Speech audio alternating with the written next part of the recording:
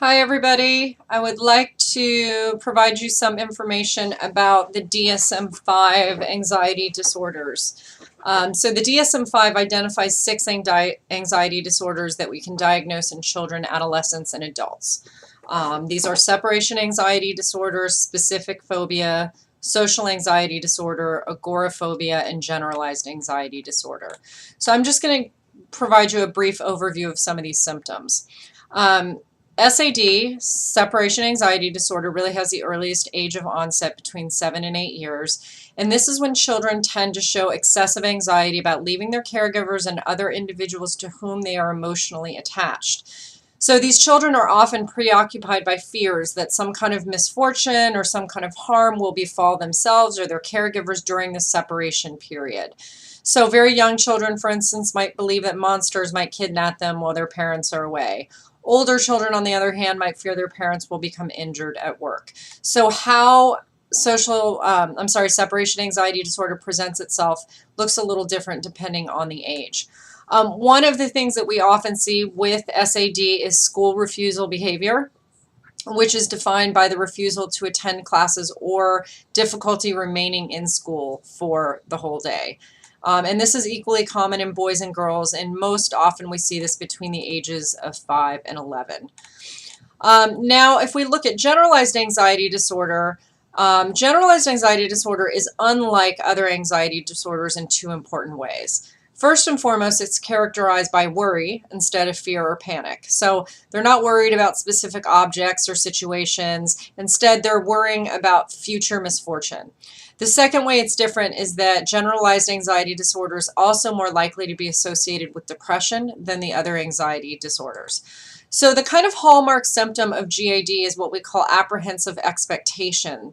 It's just excessive anxiety and worry about the future. So these are often individuals who get labeled worrywarts by other people in their lives. Just stop worrying is kind of a common thing they hear, which seems hardly fair because anyone with anxiety knows how disabling and uncomfortable this state really is. So children and teens worry about activities and events in their everyday lives, performing well on tests, school assignments, athletics, peer relationships, these kinds of things. And oftentimes children with GAD are described by parents and teachers as, quote, little adults. They're often perfectionistic, they're punctual, they're eager to please, they're self-conscious around others, especially adults and authority figures. So they present this kind of illusion of maturity that makes them appear more emotionally competent than they really are. Then if we move on to the third anxiety disorder, specific phobias, this is one of the most common. It's also one of the most untreated anxiety disorders, and it's hard to kind of differentiate between a phobia and a fear. But most phobias fall into 5 categories: phobia of animals, phobias of the natural environment, phobias of blood, phobias of specific situations, for example, driving across a bridge or being in an elevator, and then the other subtype, choking, contracting an illness, costumed characters. So animal phobia is actually the most common type, and it tends to emerge between 8 and 9 years. Older children tend to fear situations that might result in injury to themselves or others.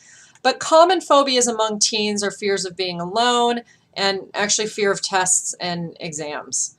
So one of the things that differentiates a fear from a phobia is that people with phobia actively avoid what it is that they are afraid of. So unlike fear, which is adaptive to a certain extent because it protects us, phobia actually is kind of a disabling response because we become avoidant of something instead of learning how to deal with it.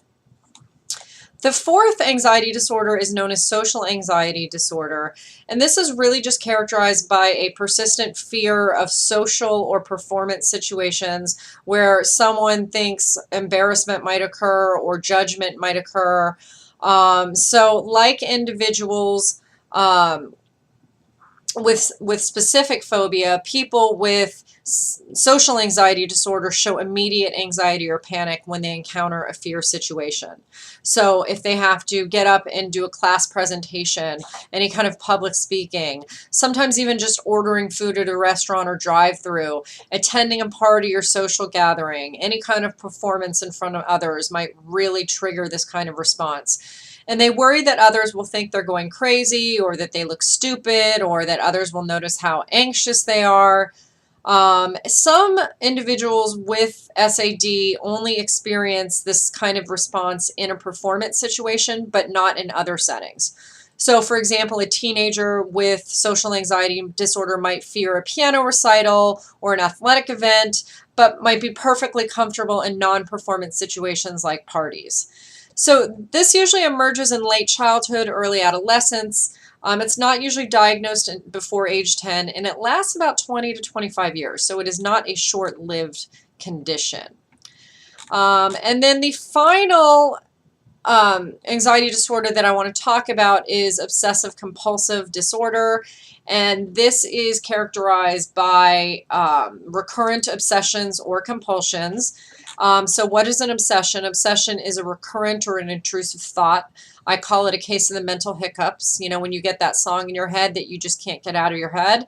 Any attempt to ignore or resist the thought can actually provoke more anxiety.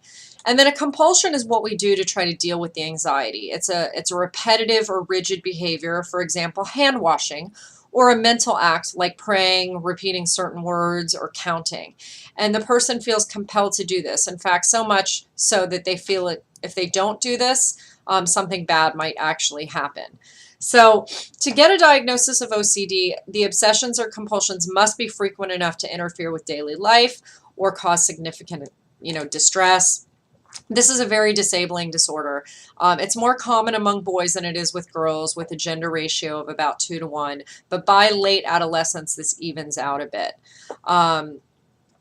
And these children often have other disorders, trichotillomania, which is compulsive hair pulling, sometimes ADHD. But the most common obsessions among young children and teens are a fear of germs, a fear of harm befalling the self or others, and an overwhelming need for symmetry and order.